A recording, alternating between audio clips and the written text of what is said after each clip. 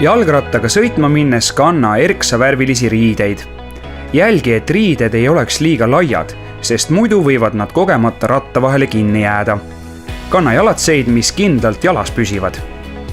Jalgratta ja jalgteel võivad sõita igas vanuses jalgratturid, kuid oluline on tunda reegleid ja arvestada teistega. Jalgratta ja jalgteel sõida tee paremas ääres. Jalakäijatest möödumisel vähenda kiirust. Enne möödumist veendu, et see on ohutu ja möödu vasakult. Vajadusel anna kellaga märku enda lähenemisest. Kui jalgratta ja jalgtee möödub hoovi sissesõiduteest, tuleb olla tähelepanelik, ega hoovist ei ole väljumas autot. Sageli ei ole hoovist välja sõitva auto juhile aia taga sõitev jalgrattur nähtav. Sõidutee lähenedes vähenda alati kiirust ja veendu, et sõidutee ületamine on ohutu. Vajadusel peatu ja lase auto läbi.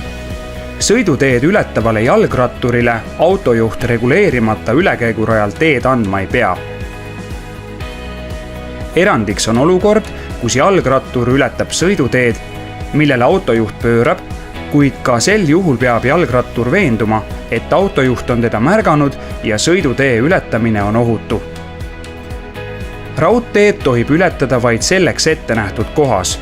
Raudtee ülekäik on mõeldud raudtee ületamiseks jalgsi.